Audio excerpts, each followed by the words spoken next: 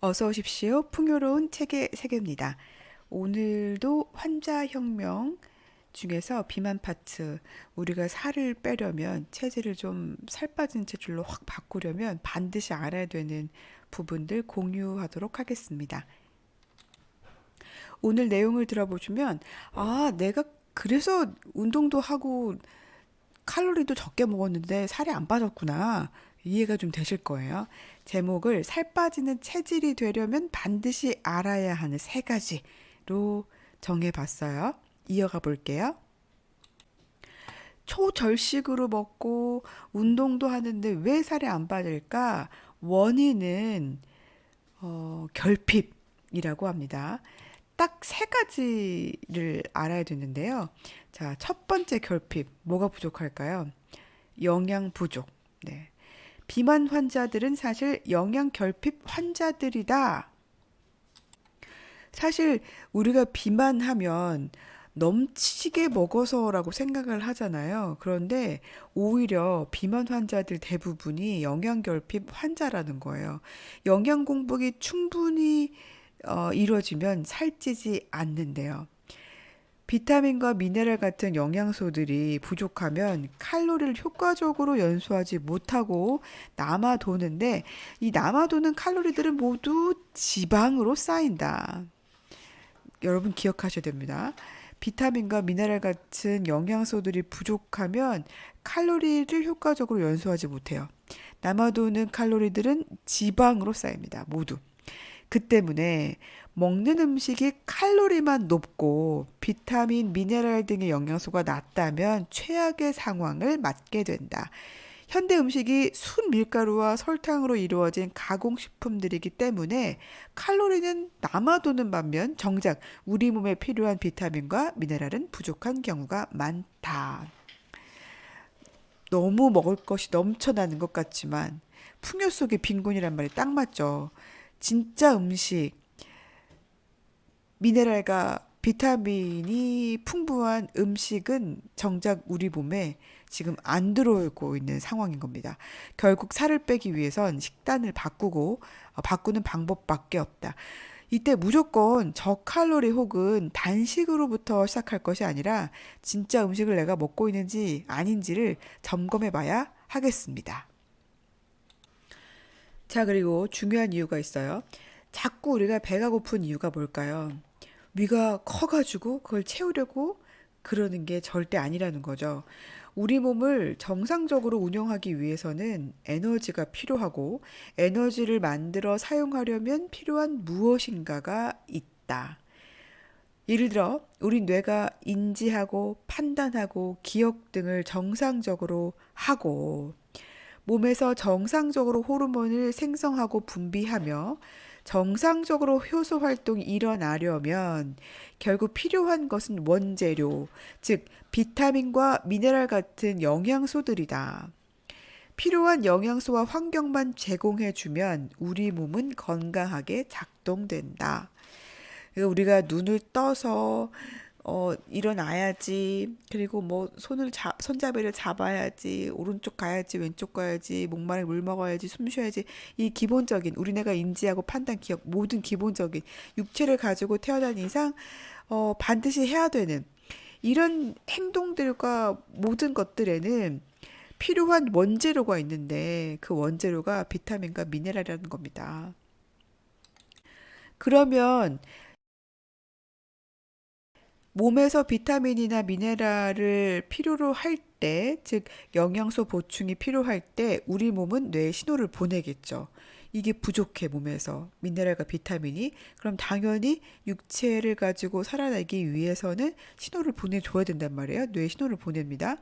근데 그 신호가 한 가지 방법밖에 없어요. 한 가지. 바로 배고프다라고 신호를 주는 거죠. 마그네슘이 부족해도 배고파. 비타민 B가 부족해도 배고파 라고 신호를 보내고 우리는 그렇게 인식을 하는 거예요. 배가 고프다. 배고파. 음식을 섭취해서 영양소를 공급해 달라는 신호인데 그럴 때 우리는 비타민이나 미네랄을 공급해 주지 않고 쓸데없는 칼로리만 제공해 준다. 영양소가 충분히 공급된다면 600칼로리만 먹고도 배가 고프지 않다. 그래서 현대인들이 현재 어떻게 먹고 있는지 이렇게 말하고 있습니다. 아침에 시리얼이나 토스트에 우유 한 잔 마시고, 점심에 짜장면이나 김밥, 햄버거로 때우고, 저녁에 삼겹살을 구워 먹었다면 필요한 비타민이나 미네랄을 흡수할 수 있는 시간이 언제 있었을까?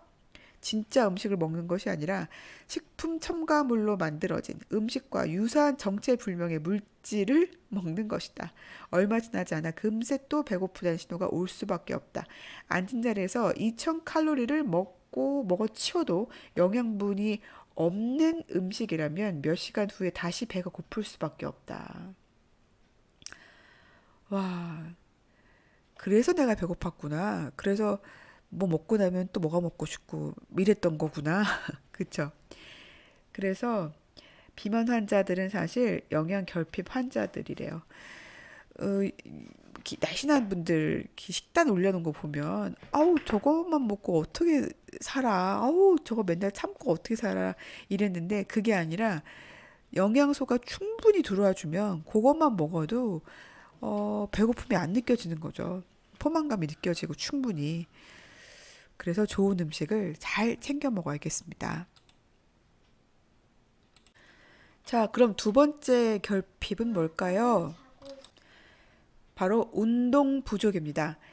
기초대사량을 끌어올리는데 운동만큼 효과적인 방법은 없다. 유산소 운동보다는 근력 운동이 효과적이다. 흔히 트레드밀에서 걷거나 동네 한 바퀴 혹은 약수터 다녀오면서 유산소 운동을 했다고 자부하는 분들이 많은데 그건 유산소 운동 범주에도 못 낀다. 유산소 운동도 실제로는 꽤 격렬하다. 그나마 살 빼기엔 좋은 전략도 아니다.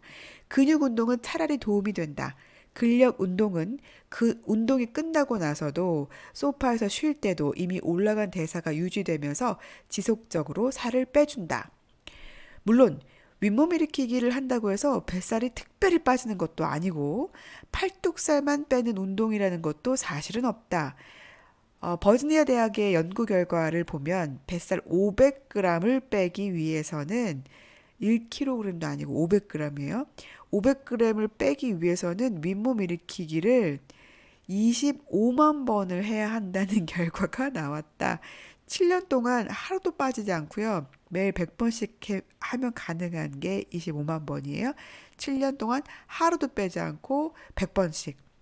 의미가 없다고 봐야 한다. 지방 연소가 커서 살이 빨리 빠지는데 복근은 작은 근육에 속한다. 그래서 스쿼트 동작과 같은 허벅지, 가슴, 등 운동을 하는 것이 훨씬 더 효율적이다. 우리가 뱃살 빼기에서 뱃살 빼는 운동, 팔뚝살 빼는 운동 막 이렇게 막 하잖아요. 근데 그런 운동은 없다는 거예요. 예. 그리고 그 사실 운동보다는 식단으로 빼는 것이 가능하다라고 말하고 있고, 운동은 그럼 왜 필요하느냐? 운동을 통해서 근육 운동을 통해서 지방 연소를 도와줄 수는 있죠. 기초 대사량을 늘리는 겁니다. 이렇게 되면. 근데 실질적으로 살 빼는데 직접적인 영향을 주는 건 식단이다라고 이 책에서도 말하고 있습니다. 자, 세 번째 부족한 건 뭘까요? 세 번째 결핍, 빠밤, 수면 부족. 우리가 많이 어, 별로 중요하지 않다라고 여기고 넘어가는 부분이 바로 수면인데 잠이 부족하면 절대 살 못 뺀다.